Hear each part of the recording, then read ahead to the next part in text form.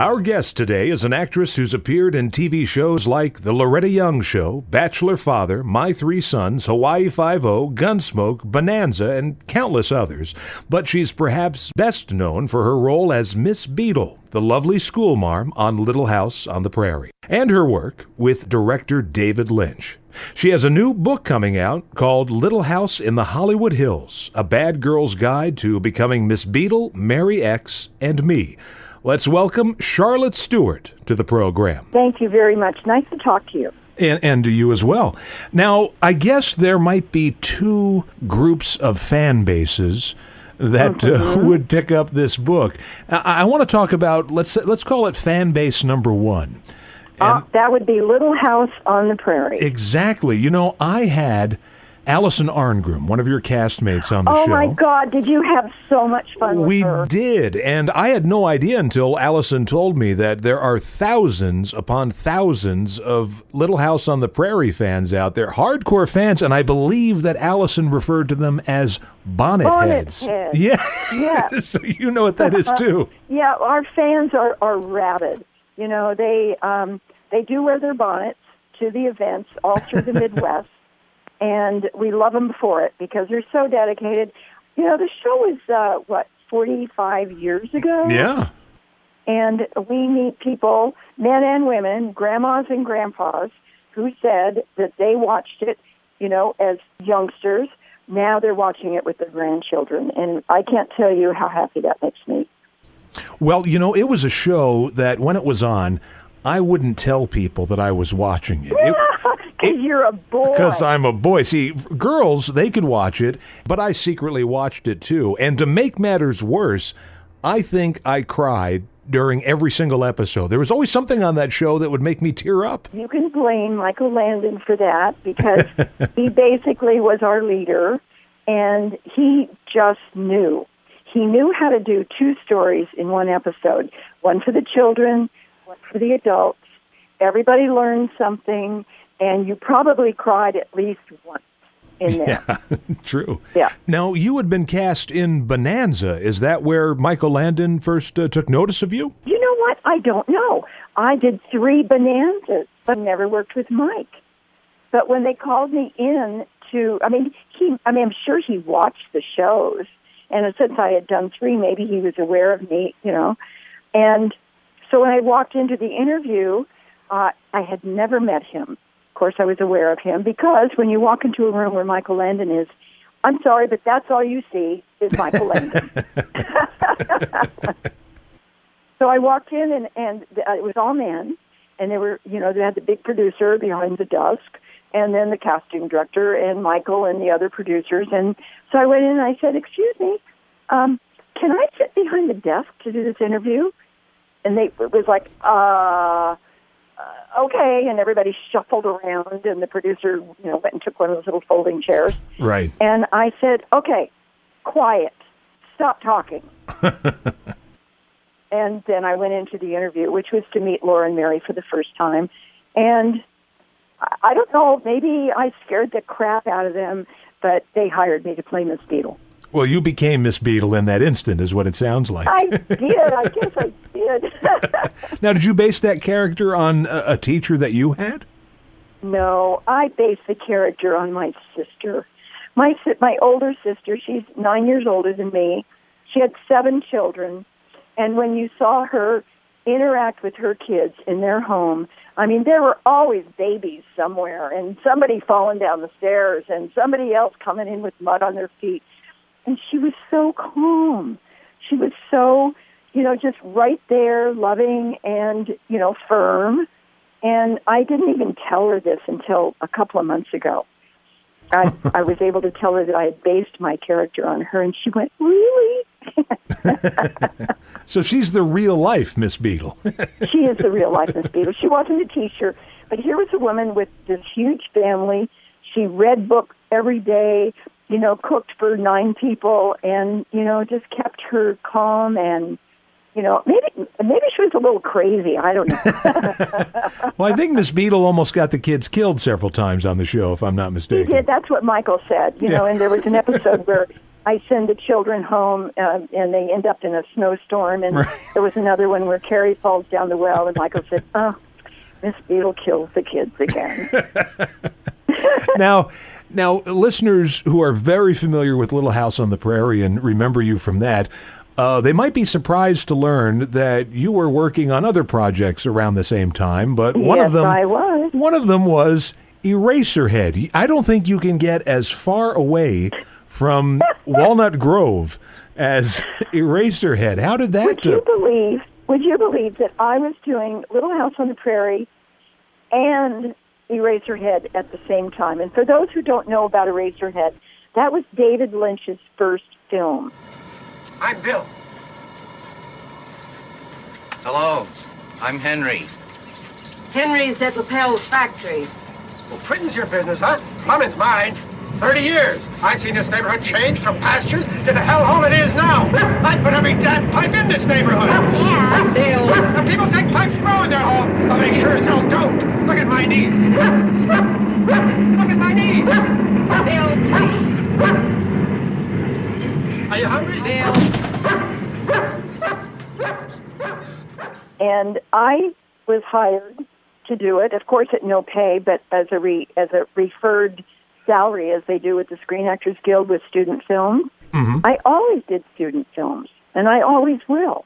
But this was a student filmmaker who asked me to do his film. Little did I know it was going to take 4 years of my time, and on and off Little House on the Prairie. But yes, I would show up at 6 o'clock in the morning, ready to put on Miss Beadle's wig after I'd been up all night working on Eraserhead as Mariette. Of course, Eraserhead would go on to be the most famous cult movie of all time and launched David Lynch's career. And then in 1989, he contacted you about a TV series he wanted to do. And that was a little bit of the theme song to the TV series Twin Peaks, the legendary cult TV series, which is coming back after 25 years next year. And I have to tell you, Miss Stewart, Twin Peaks is my all-time favorite TV show. Oh, my God. Thank you so much for that. That it was a cult classic back in the 90s, and we have re-upped it. It will be on the air on Showtime in 2017. We just wrapped on the series. I'm not saying I had a big part in it, but I do reprise my role. Well, so I was very pleased. I just got a text message from David Lynch, and he says, "Tell Charlotte she can spill the beans on season 3." And I'm kidding. Oh my God! Oh my God! You have the- I had to sign a confidentiality Of course. report. The only thing I can tell you, because I don't know a lot about it, we didn't get scripts or anything, so I don't know a lot about the story, but I can tell you that Betty Briggs is back and is optimistic as ever. She's the one that wore the happy face button to Laura Palmer's funeral. Yeah, well, I'll tell you a secret. The day I did that was everybody in the show was in the cast because it was Laura Palmer's funeral. Right. So the whole town of Twin Peaks had to be there. And I was, all dressed, my wardrobe and everything, dressed in the suit and all that. And I just decided at the last minute to put a little happy face button on my lapel. Nobody in the show noticed. But you know who came up? The fans. I started getting happy face everything. They went nuts about it. And now I get it all the time, happy face. So I think Betty's, motto was, "You're not really dressed until you have a smile." Right, exactly. Can I ask you about working with the late, great Don Davis? Oh, Don. When I was cast in the part, they said, my husband was this Major Briggs, and I pictured somebody entirely different than Don Davis. And when I saw him, I thought, oh, my gosh, I can see this. I can see us married. And because I thought he was this really stern, militaristic guy, by the rule, by the book.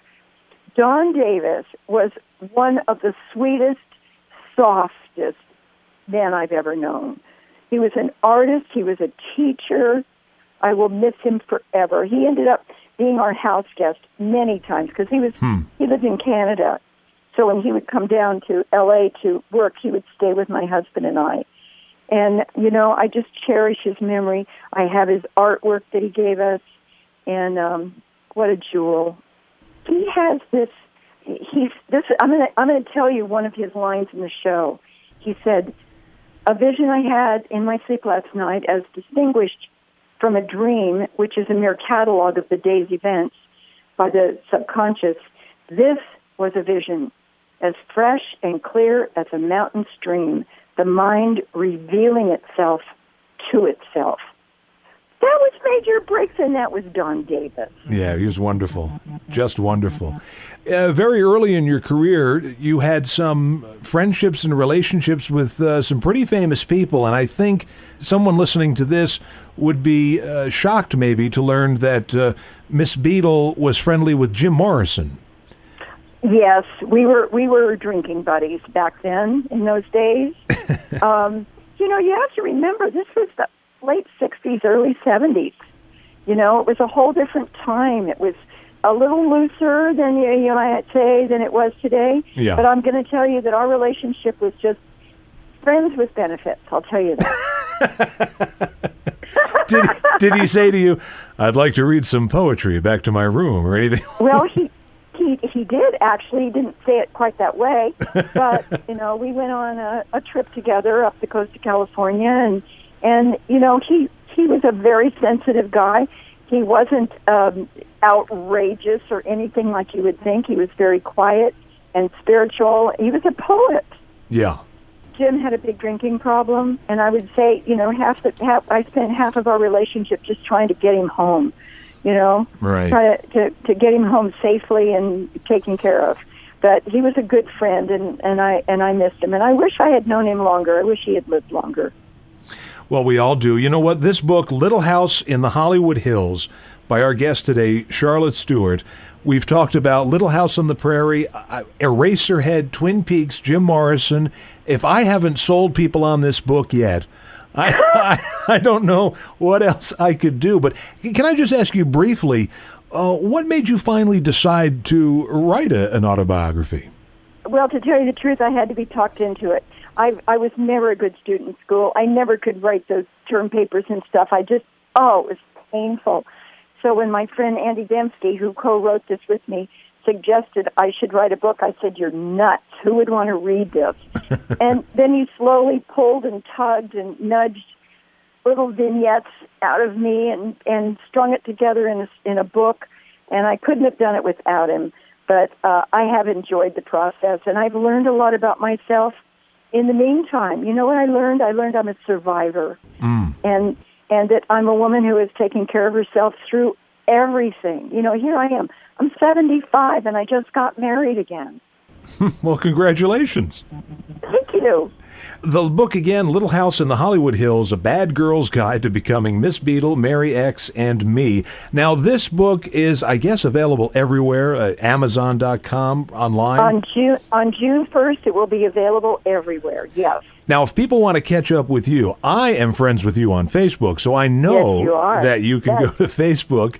And is that really the best place? Yeah, that would be great. Yeah, send me a friend request, and I'll friend you. Absolutely. All right. Miss Stewart, I want to thank you so much for coming on and chatting with us today. Oh, thank you so much. It was so nice to talk to you, and I hope we meet someday. Yeah, well, with all these Little House conventions and Twin Peaks conventions, it's bound to happen. Good. All right. Have a great rest of your day. Thank you. Thank you so much.